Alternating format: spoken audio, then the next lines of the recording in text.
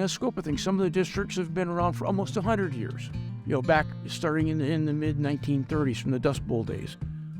So the Oceana Conservation District is the youngest in the state, but I think there are tremendous strides that have been made here. But the fact that people are interested in conservation and realizing that our natural resources are something that we do have to protect. We're not getting new soils, so what we have is what we have, and we have to, utilize to the best we can what we do have. I am Kathy Dusso. I am the former executive director for the Oceana Conservation District. The sixth grade conservation tour was always a big thing that the staff and I think all the students in Oceana County look forward to. They got to go out to a farm, and they introduced to different conservation practices. And then later on, we added a wildlife specialist, and that was always a big hit. No-till started with corn in the late 70s. We had a no-till drill, and the whole thing was to save time and also energy. Jack was the district conservationist. Jack was a fantastic teacher. I mean, I got to go out and learn what every single conservation practice was that was being installed, got to see the different stages of it, and it was just a great opportunity that most district employees did not have the chance to do. Good evening. My name is Earl Peterson. I'm a retired fruit farmer and processor in Oceana County. So we bought our first farm. It would be 1971. 1972 bought another one. I think 1973 bought another one and continued to add farms. And we grew tart cherries, sweet cherries, apples, and asparagus. We have worked with Oceana Conservation District since the very beginning when it was formed. And so the first things that we worked with the Oceana Conservation District were windbreak trees, getting assistance in seeding, getting assistance in making the proper waterways. My name is John Baker. I was on the board back in the 80s, I believe, into the early 90s. The farm was started in 1983, and I had a private crop consulting business at the time. And so the growers asked me if I would be willing to manage that. And here we are 40 years later. And I got on the board here, and I got involved with the asparagus industry. And at the time, we were seeing a lot of erosion in asparagus fields. So Jack Lake and I kind of started putting our heads together and talking about different things we could do. I've spent a good deal of time looking at those soils maps, realized that even in a 20-acre field, a lot of times we'll have 2 or 3 different types of soil, and that's a challenge, of course, for a number of reasons. I do remember the gypsy moth program very, very distinctly, and the problems that caused, and the defoliation, and worked with the district to coordinate some of those earlier helicopter sprays. I mean, I just remembered that everyone was horrified that, we have a lot of oak trees, and gypsy moth loves oaks. And so, we were seeing just mass defoliation, and, of course, people were wondering what was going on, if these things were going to chew everything green down. But so now, I mean, I think that getting ahead of that was a very significant program. My name is Mark Kelly. I am the district conservationist with the U.S. Department of Agriculture, Natural Resources Conservation Service. In the past, the district was just kind of an organization that was there to utilize USDA benefits. Since then, in the last 30 years, it's been a great evolution with districts going off on their own in some aspects, being able to do things beyond what the USDA would normally look at. In the early 80s and 90s, it was all soil conservation. We were looking at no-till and a little bit with cover crops and crop rotations. We started to see a switch going more towards both soil erosion but water quality. groundwater quality, surface water quality, wildlife aspects. So some of our practices that we had have also changed because of that. We're seeing the definite interest in native pollinators, both utilizing federal programs, but then allowing the district to help piggyback and actually provide extra benefits. We're seeing USDA looking at spray buildings and fuel pads. Again, it's a conservation practice, but the impact it's having on groundwater and surface water quality, which ties in with some of the district's programs with the pesticide jug recycling and the clean sweep, getting those old products out and getting them properly disposed of. So here we're actually having a practice that's used to actually help protect the environment. My name's Andrew Leroy Glover, and I was chairman of the Conservation District. I still do a lot. I try to help.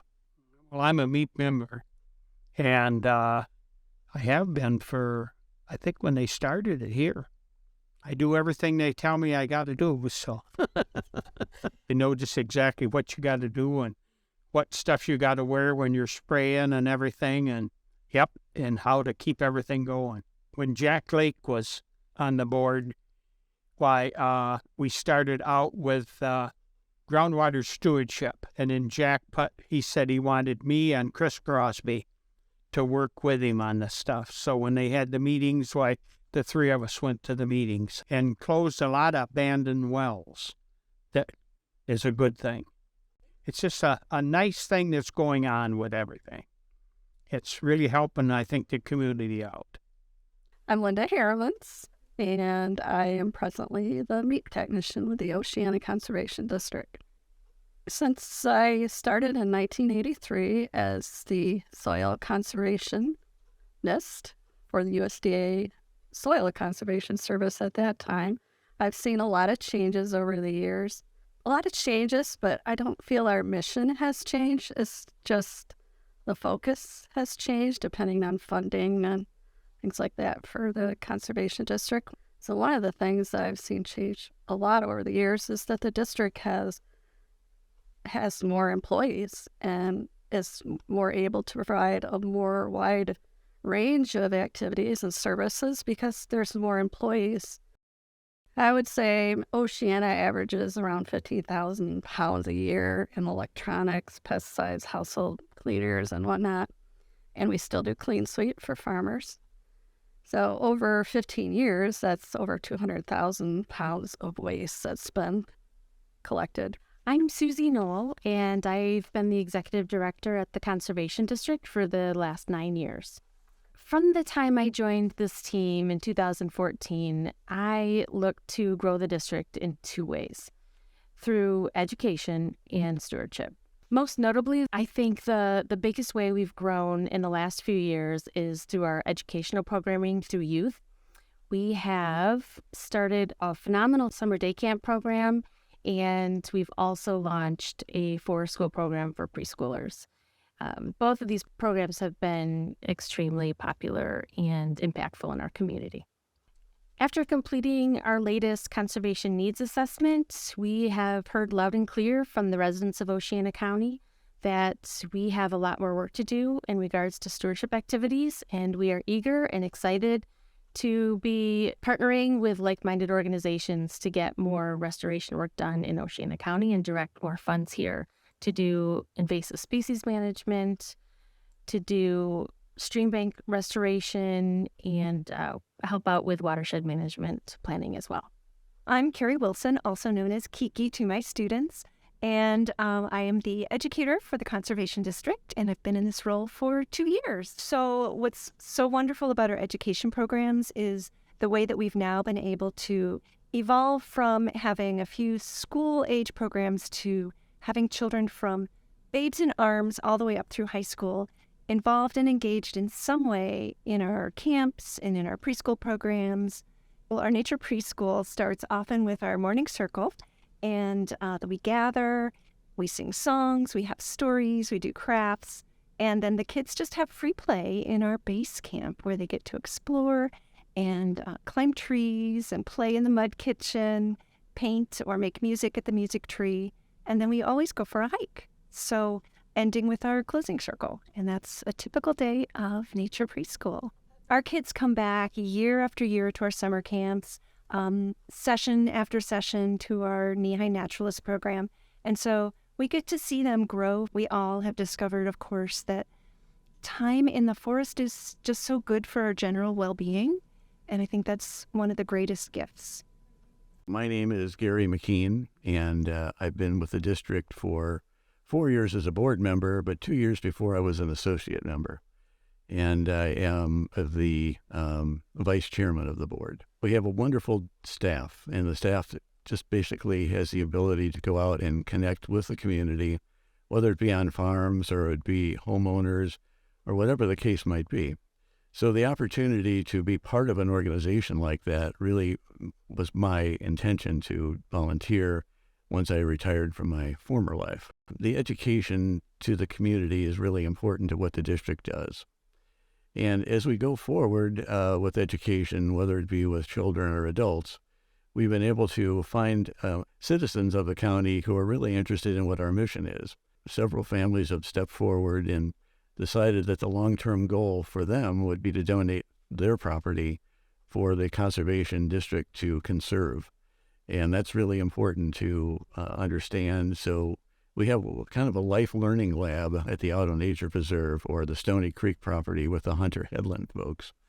And that's an opportunity to go forward in perpetuity that will always be part of our community. It was great learning. There was some mishaps along the line, but it was always a different situation every day.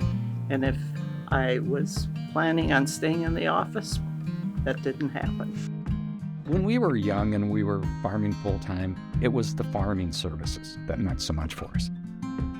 Since I've retired and Linda's working part-time, we live up on Lake Michigan. So my view of what the Oceana Conservation District helps with is different. Right now, I'm anxious about getting dune grass and the information about the various diseases we unfortunately have out around the lake. Absolutely love having the Auto Preserve, Nature Preserve, next door to us. It's only a mile away, so it's one of our favorite places to walk.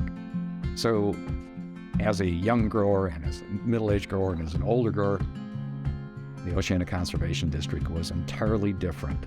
And I'm so happy that now the district does all those things to assist non-farmers in Oceana County.